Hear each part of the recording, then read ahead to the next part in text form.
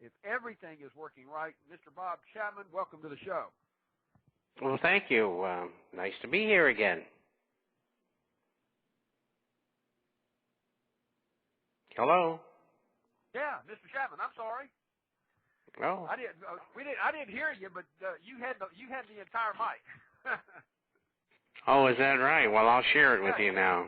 Yeah, I wasn't hearing you, but everybody else was hearing you. Well, that's good. Live radio. What's the latest news in your storm front out there? Other than you did get the word that the government is now admitting that there's over 6 million Americans out of work, plus in their little memo they put out today, they let it be known that not only are there 6 million unemployed, but there's an additional 2.1 million that are on extended unemployment. What do you think about that, hiding that the extra 2.5 or 2.1 million in the 16th paragraph of their report? Well, actually, it's 6.7 million out of work and another 2 million. And that 2 million shows up in the U6 figure. And they have three figures. The short-term figure, which you see at 8.5%. Then they have the U6 and the U3. The U3 is long-term. It's running around 25%, but that goes back to 1990. I'm getting a little feedback here.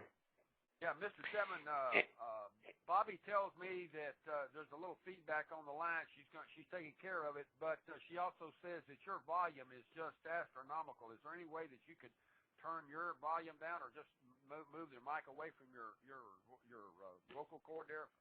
I'll move the mic away. It's easier. Okay. Can you hear me all right? Oh yeah, I hear you fantastically here. Okay. And so anyway, the other figure is. Go ahead. I'm sorry. Go ahead. The other figure is called U6, and that includes people who are in the short-term category, which is the 8.5% unemployment, and it includes people who are no longer getting state unemployment checks, and it includes people who are what they call discouraged. And so they say that figure is 16.2%, and that's the figure they're giving you with the extra 2 million. But that figure in reality is really higher than that, because I use, as do a couple of other economists, the original formula that was used up until 1980. And that formula has that U6 unemployment at between 19.2 and 19.8%. The reason the slide between the two figures is that the lower figure is mine and the higher figure is John Williams, who's an economist and a very good one at that. And his figure is probably more accurate than mine. But anyway, it's close to 20%. So if you add to 6.7 million an additional 2 million, you have 8.7. I think we're going to go to 14 million over the next couple of years. And if I'm correct, that will put the U6 figure at about 35% and the U3 figure probably at 40%. And the short-term figure, I haven't figured that one out yet, but I'll guess it's something in the vicinity of 25%. So it all doesn't look very good. Manufacturing figures are continuing to come down all over the world. That's the manufacture of goods for domestic consumption as well as export. Even Chinese figures with 6.1% growth. And they still have 30 million people unemployed, and they're spending $587 billion to stimulate their economy, and they're increasing money supply at 25.35%.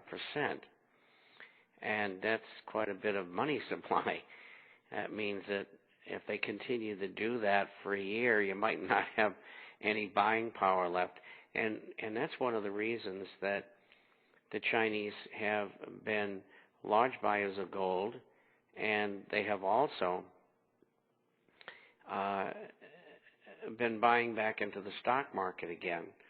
The Chinese government drove that market down deliberately about 75% up until about a year ago, and it's been kind of sitting there, and now it's moving back up again, and that's one of the places that Chinese investors are gambling because they don't believe that the yuan is going to hold its value, because they think they'll need more stimulus programs than the one that they already have.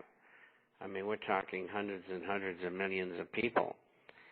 And so I think they've got a problem. But this problem of unemployment and also the problem of contraction in the economies of the world are going to continue.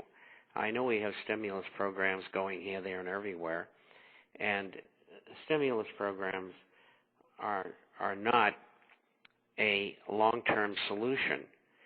And doing what they're doing, they're just making matters worse. And it's a very difficult situation for them with actually no solution in sight. And then you have all of these other things going on besides stimulus. You get $12.8 trillion that is already spent or committed for by the U.S. Treasury and the Federal Reserve. I mean, that's an astronomical amount of money. And at the same time, the Fed has committed itself to buy $300 billion worth of treasuries. That's not going to help things. It's going to cause inflation as well. And I think that figure is going to grow before the year is up, perhaps to $600 or $900 billion, because generally speaking, foreign governments have cut back on their purchase of U.S. treasuries and what they call agency bonds, which are Fannie Mae, Freddie Mac, those kind of things. So there's a lot in the pipeline already. And what's going to happen is the first quarter earnings are going to be as bad as the fourth quarter, minus 6.3%. And then for the rest of the year, we might have a minus 4, maybe minus 5, somewhere in there. That's in GDP, gross domestic product, all the goods and services that are produced. And next year, that figure might go to even because of the stimulus that's in the economy. But on the other hand, we also have this inflation going on, and so wages are not going to go up that much because you have layoffs going on. It's pretty hard to ask for a raise when they're laying half the plant off or half your company off. And we also, at the lower end, have 30 million illegal aliens, of which 15 million approximately are vying for jobs at the lower end of the scale.